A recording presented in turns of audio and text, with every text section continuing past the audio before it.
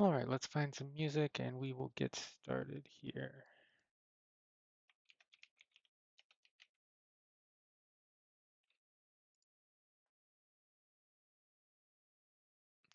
Yeah, that'll work.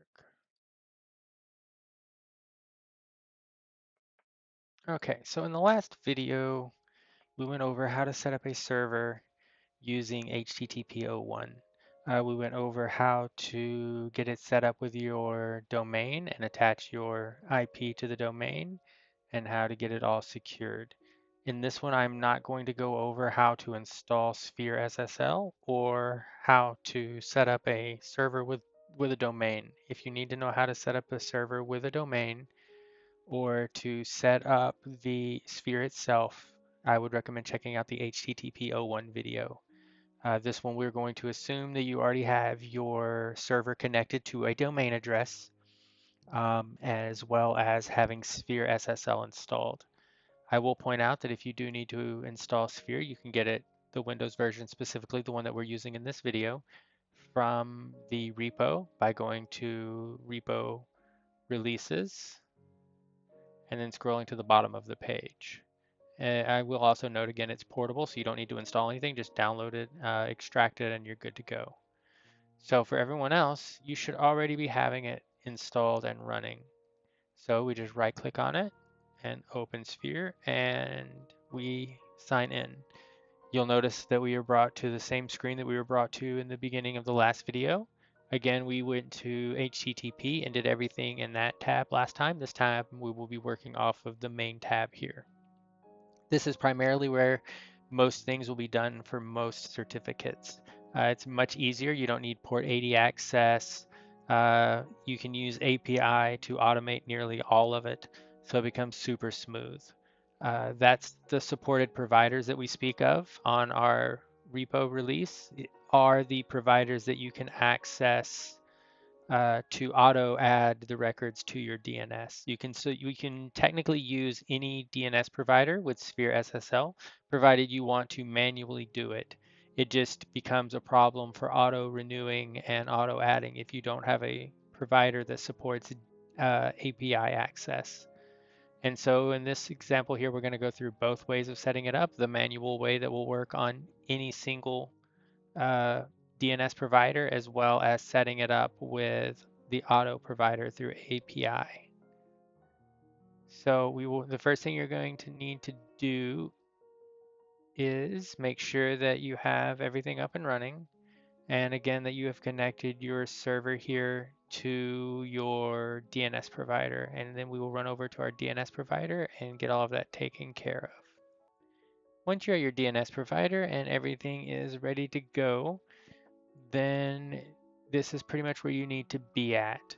So we are at the provider for this website. My domain is kennethlacion.org, and we're going to be adding our server to a subdomain of that called DNS test. And so we go back to to SphereSSL here.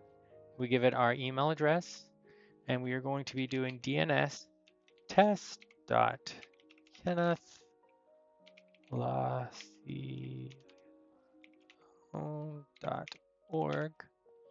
We're going to be using PFX. Again, anytime you're using a PFX, you should always add a password.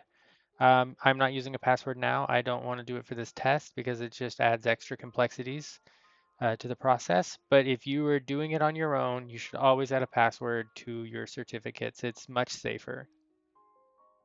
We're going to give it our safe path. Your safe path should be where your server is going to be looking for your certificate. With an PFX, you're generally going to want to choose auto import. What that does is it auto imports and installs the certificate onto the server. Especially with the Windows version, you're primarily working on Windows machines, and it likes those servers to be inside your machine and installed. We are not using the auto add feature because we haven't created any kind of DNS API records or any of that, and we're not saving this one for storing. We're going to put this one in staging. What staging means is it's basically just for testing. I'm going to do this one in testing because I'm going to do another one here right back to back, and I've done another one before this video to make sure that it all worked. And Let's Encrypt limits the amount of certificates that you can get for a domain in a certain period of time. If for some reason you notice that you get an error that says the domain is null and doesn't work, and you've been testing it and you've been actually trying to get it working and using non-staging tests, then yes, you've probably burned through and are put on a timeout. Generally, it's not, but I think 24 hours or so, and they'll give you access to that domain again to create more certificates. If you've created a certificate, it's fine. That certificate's not going anywhere. It's not like they blacklist you or something like that. They're just not going to let you renew it. Basically, it's in case like you have a manager that's messed up and it's just trying to renew the certificate once every minute or something like that, then they're going to block you and prevent that from happening. So it's not just, tying up the service. So anytime you're just testing it, then use the staging. It's not going to save the certificates. The process is the same, but those certificates are not going to save on the Let's Encrypt side. So they're never going to work to get you actual HTTPS access. But the process is the same. So we set it all up, we give it all the information that we need, and we click Start. It's going to populate a screen here with two pieces of information, a name and a value. These are all you need to get it going. You're going to take the name and we're going to go back to your DNS provider. This is wherever you get it. It doesn't matter. It could be Cloudflare, it could be Namecheap, it could be GoDaddy, anywhere. Technically, I guess if you were your own DNS host, you could even do it yourself, but I highly doubt that's the case. We're going to be creating a text record. Last time, if you remember, we created an A record, and that A record went to the IP address of your server. A text record is just a text record, just like it says. It's a little bit of information that you can add to your website that other things can access by going to it. And so Let's Encrypt checks that information to verify that you own the website. So it's going to reach out to here and look for this key. And as long as we have provided that key, then everything, it already exists here because I did it earlier. Let's see, we're going to just delete this one.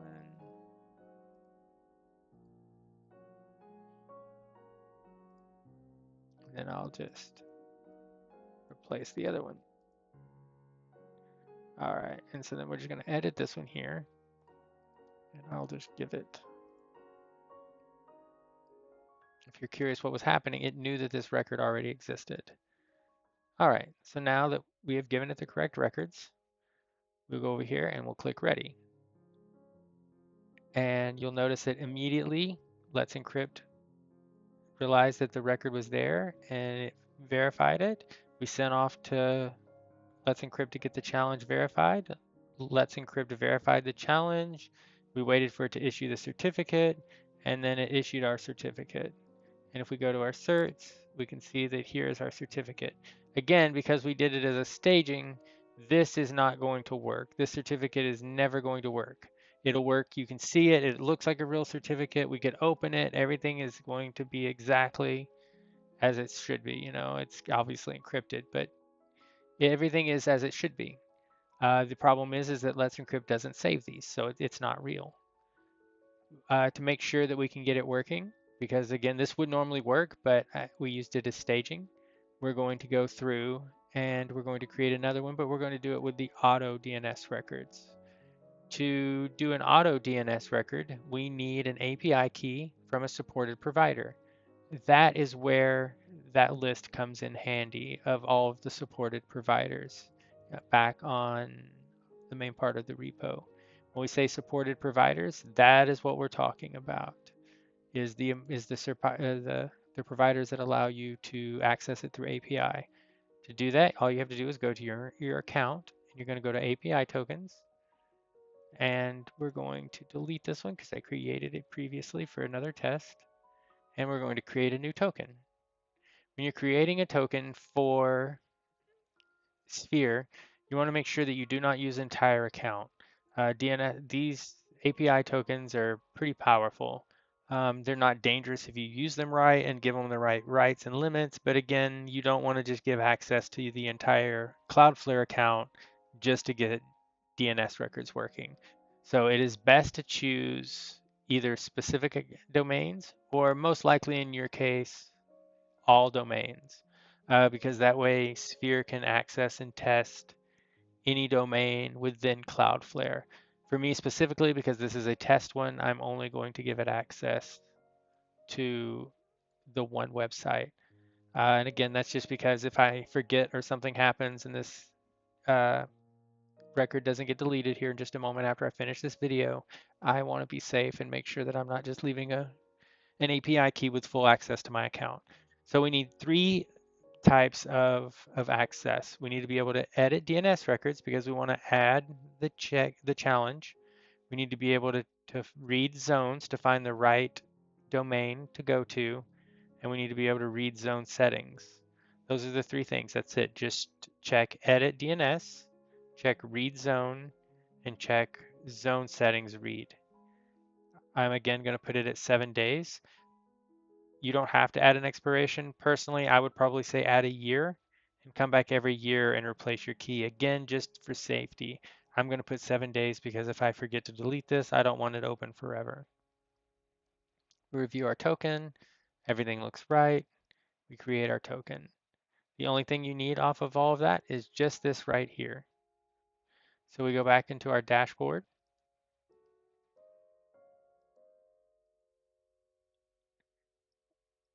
And we add our domain that we want to secure. We click PFX.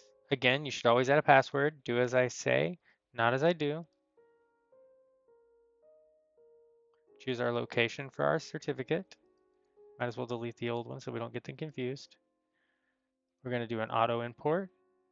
And this time what we're going to do different is we're going to auto add DNS. You can see I have a DNS test here earlier. That's the one that we did that you saw me delete in this video. That one's not going to work anymore. I deleted it so I could go through the process of showing you how to do it again. And we're going to go DNS-TEST1 Cloudflare. We're going to choose Cloudflare, and we're just going to paste that credential. That's it. That's all you have to do. Make sure I got the right credential here. Add provider. All right. Save order and make sure we're not in staging because we want this one to be real. And this time, last time, you remember we had to copy these records and paste them into our Cloudflare account. This time we're not going to do any of that. And you can see immediately it added the record and then it successfully saved our record for renewal and everything is good. So you can see our certificate is here and everything is done. All right. And that's how you add a domain with Cloudflare DNS to get a server running or a website. If you were to use a website, the difference is you would just type in the website name. A good example here, I'll just put it on staging because I don't want to do anything crazy. And we'll say that you were going to do KENNETH, lacion.org, and you wanted to cover every domain underneath it, like every subdomain on the same certificate. That's what's called SANS. That's using multiple domains onto the same certificate, which is totally doable. You just separate them by a comma. The trick though is a wildcard is covering every domain or every subdomain. So we'll say that you want to create a certificate that covers api.kennethlacion.org and testing.kennethlacion.org and dnstesting.kennethlacion.org. You don't have to go through and issue a certificate for each one of those. You can create a single certificate that can be used to certify all of them, all encompassing. It's what's called a wildcard. This is something special that you can't do with HTTP that you can do with DNS. It's another reason that DNS is slightly better as an option for certificate validation. To do a wildcard, all you do is you start it with an asterisk, dot, and then your domain.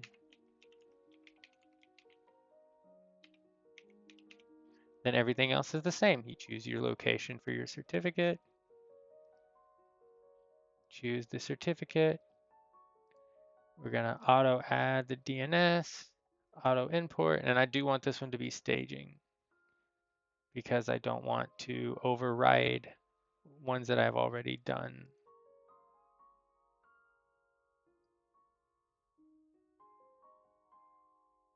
And you can see now we have the two different domains that it's going to do. It's going to do the wild card for all of the subdomains of kennethlaucione.org, as well as kennethlaucione.org. And we're going to click ready.